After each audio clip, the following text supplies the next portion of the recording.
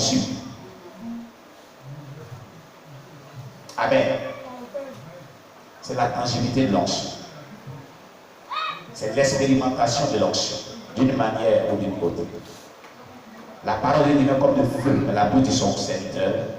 Et le peuple là devient comme du bois. Parce que c'est un peuple vraiment très rebelle à la volonté de Dieu. Un peuple vraiment au bout de droite. Un peuple qui ne considérait pas Dieu, qui n'écoutait pas les avertissements de Dieu. Amen. Jérémie expérimentait la parole de Dieu comme le feu dans sa bouche. Jérémie 20, verset 9.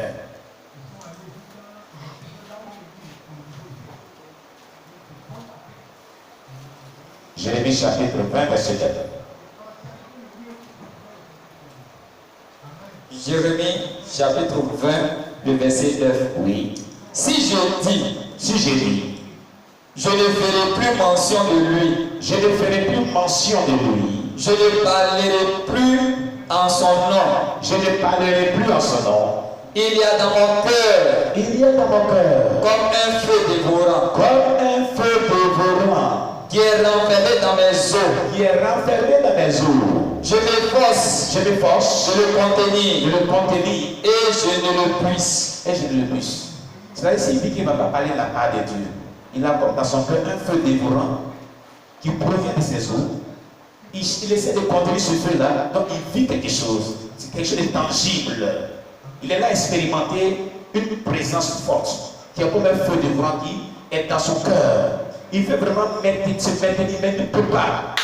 Les paroles sortent de sa bouche. Il prophétise. C'est l'expérimentation de l'onction. C'est l'expérimentation de la tangibilité, de la puissance de Dieu. Alléluia. Il ne peut pas se contenir, il ne peut pas se maîtriser. Il fait tout, mais il ne peut pas. C'est impossible. Un feu qui dévore dans son cœur. La parole de Dieu dévore dans son cœur comme puissance. C'est la tangibilité de l'onction. Elle est expérimentée de cette manière par le prophète Jérémie.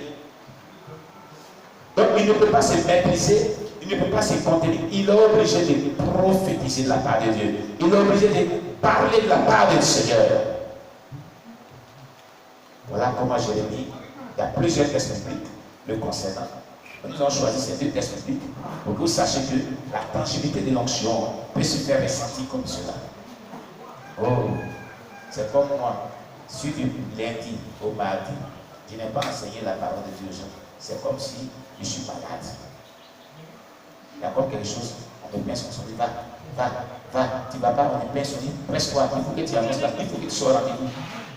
Et je ne peux me reposer. C'est l'onction. Le jour qui est passé, un jour sans faire un direct, ou même sans prêcher la parole de Dieu, ou sans enseigner, ou sans prier, je suis comme malade. Je suis malheureux, misérable. C'est ce que j'ai vu. Donc, à tout moment, c'est pour ça que les gens ne comprennent pas pourquoi on ne se repose pas un peu. Mais est-ce que moi je me repose pour que vous vous reposez? On ne peut pas se reposer. Parce que l'heure du retour de Jésus-Christ est proche. Et puisque son heure est proche et que Satan accentue ses œuvres, il dit aussi à ses serviteurs, accentuez plus que cela mon œuvre. Et les serviteurs de Dieu, les servants de Dieu, les disciples, les enfants de Dieu qu'il a enrôlés dans la dernière bataille de ces derniers temps, dans le réveil spirituel de ces derniers temps, ne dorment pas. Il y a beaucoup de gens qui prient en eux, ils ne peuvent pas se reposer. Tant qu'ils ne servent pas le Seigneur, tant qu'ils ne sont pas en contact avec Dieu, tant qu'ils ne prient pas, tant qu'ils sont en train de faire le Dieu, ils n'ont pas de repos. Vous comprenez cela? Par moment, c'est Dieu qui dit, va, pardon, il faut te coucher. Va, couche un peu, et puis tu vas te reprendre en essence. Et puis tu te lèves matin, et puis tu peux continuer les choses. Couche-toi un peu, pardon, couche-toi. Et tu es obligé d'aller te coucher. Moi, je le vis. C'est pour ça qu'il y a des rendez-vous qui manquent quelque part. Un jour, je me suis levé à 4 h du matin. Il dit, tu vois, bien sûr, tu te couches. Il sait que tu peux aller me coucher. Et non, je vais aller dire, j'ai dit, couche-toi. Va tomber devant les gens. Va te coucher. de ces jours-là, j'ai allé me coucher. Je me suis réveillé vers 9h. Et tu vois, il fallait se la ouvrir. Maintenant, tu peux y aller maintenant pour 12h, 14h. Alléluia! C'est comme cela. Il faut travailler pour le Seigneur. Et c'est cette onction qui fait que tu n'auras pas de repos tant que tu n'as pas compris la volonté de Dieu chaque jour dans ta vie. Tu la reçois de manière tangible. D'une manière ou d'une autre. On va voir un prophète dans la Bible que j'ai aimé. Que Dieu a fait, Dieu a montré ce qui devait arriver dans d'autres états. Il n'a pas venu sur la terre. Il est parti. Le prophète Daniel. Daniel chapitre 10, verset 10. On va lire. Daniel chapitre 10, verset 10. Tangibilité de l'onction. C'est-à-dire c'est le ressentissement de l'onction. L'expérimentation de la puissance de Dieu. Alléluia. Daniel chapitre 10, le verset 10. Wow. Alléluia. Et voici, une main me toucha. Une main me toucha. Et secoua mes genoux et mes mains. Et secoua mes genoux et mes mains. Et voici une main me toucha. Et secoua mes genoux et mes mains. C'est la main de l'Éternel qui l'a touché. C'est la puissance de Dieu l'a touché. Cette puissance a secoué ses mains, secoué ses genoux. La tangibilité de l'onction. Le ressentissement de la présence de Dieu. Il a vécu. Une main qui toucha. Et secoua mes mains, et secoua mes genoux. Oh, que la main de l'Éternel puisse toucher chaque personne d'une manière ou d'une autre. Alléluia. Amen. Gloire à Jésus-Christ. Donc, on peut expérimenter la puissance de Dieu jusqu'à un tel niveau. Jusqu'à ce qu'il ressent même que Dieu te touche. Il te touche de manière remarquable. Alléluia. Amen. De manière remarquable. Alléluia. C'est ce que nous avons fait maintenant. D'accord. On en parlera. Alléluia. Parce que la main de l'Éternel doit te toucher.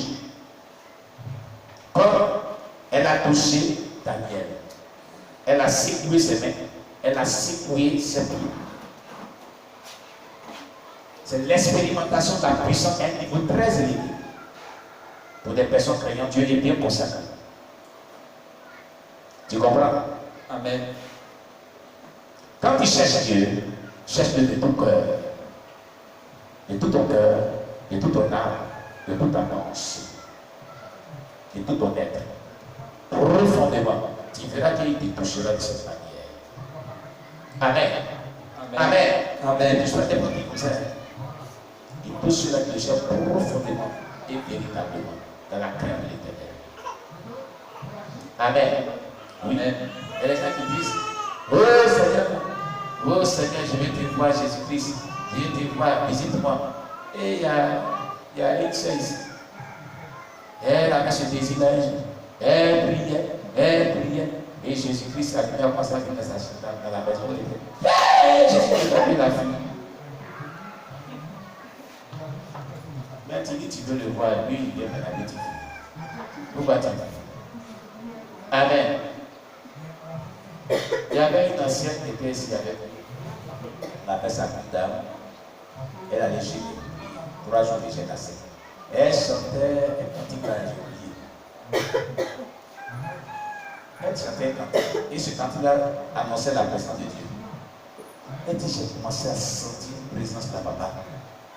De haut en bas. Et des frissons qu'il n'est jamais vu sur la terre. Mais, j'ai dit, qu'est-ce qui se passe dans la maison? Elle a arrêté de chanter. Elle dit, oh, ça grimace, ça allait te faire, mais tu ne dis pas. Tu as eu peur de quoi? Elle dit, ça fait peur. Quand il est venu là, ça fait peur. Elle était sûre dans sa maison. Elle a institué bien chez toi. Et l'onction était tellement forte qu'elle a commencé à avoir peur. Elle est sortie de la maison, elle est dehors. Elle dit, il n'y a personne là. C'est à moi aujourd'hui. Il n'y a personne. Tu cherches le compagnon. Le vrai compagnon est là. Elle rentre dans la maison. La présence vient. Personne dit, ah, c'est ce qui se passe dans ma maison. Mais tu l'as appelé, il vient. Alléluia. Il vient pour ta délivrance, tu as peur. Amen. Amen. Et il y a des personnes qui voulaient que Dieu les amène à expérimenter le ciel et l'enfer. Ils ont couché maintenant des âmes, ça va maintenant aussi. Hé, dépose-moi de ça, on va le dire. Ils ont eu peur. Dépose-moi de ça, on va le dire. Et d'abord, tu as expérimenté le ciel et l'enfer. Et si il est là? Hein? Tu vas revenir. Acclamer le Seigneur Jésus. C'est de ça qu'ils ont peur. Et si il est là? Quand je vais aller en Afrique, ça ne fout pas et qu'il reste là-bas. Qui a dit tu vas rester là-bas? S'il vient te chercher là, tu vas revenir. Alléluia. Il y a plusieurs personnes comme ça pour la peur. Oh Jésus. La peur. En fait, quand l'âme est sortie, ça fait très mal, ça fait peur vraiment. Moi, par 2 fois comme ça, il y a eu peur aussi. Oui, parce que je l'ai vécu. Quand ton âme est sortie, là, il dit, ah mon ami, je ne veux pas ça. Il faut faire ça avec la vie des autres. Alléluia. Amen. Ça fait peur. J'ai eu peur. Ton âme est sortie pour partir. Ça fait mal.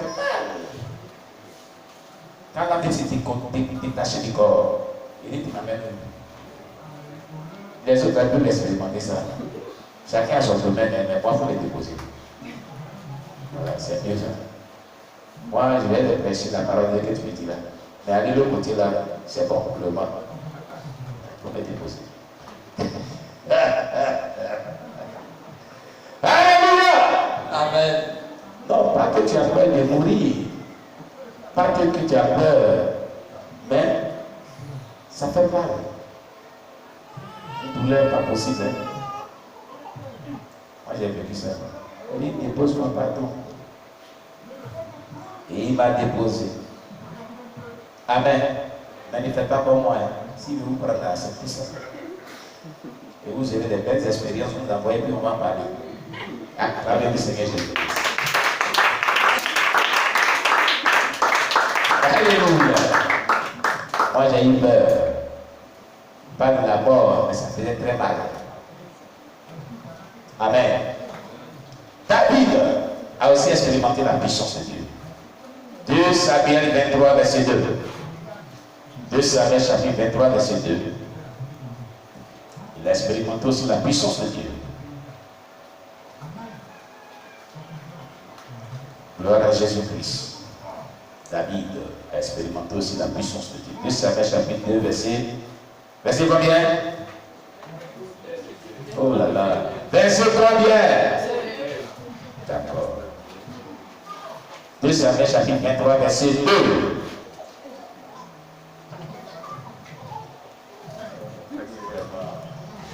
C'est missionnaire là, vraiment.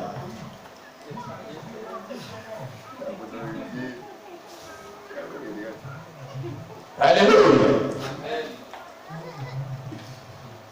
Oui. Est-ce qu'il a trouvé enfin notre passage? 2 Samuel 23, verset 2. Verset 2. Oui. L'Esprit de l'Éternel parle par moi. L'Esprit de l'Éternel parle par moi. Et sa parole est sur ma langue. Et sa parole est sur ma langue. Vous comprenez? L'Esprit de l'Éternel parle par moi et sa parole est sur ma langue. Il sent cela. Il sent l'Esprit de Dieu qui parle au travers de lui. Il voit une tangibilité de l'Esprit de Dieu qui parle au travers de lui. Il sent que sa parole est sur sa langue. Quand tu es présent, tu le sais. David l'exprimait parce qu'il expérimentait cela. Amen. C'est la tangibilité de l'onction. C'est l'expérience dans l'onction. Alléluia. Psaume 45, verset 1. Toujours parlant de David. Psaume chapitre 45, verset 1.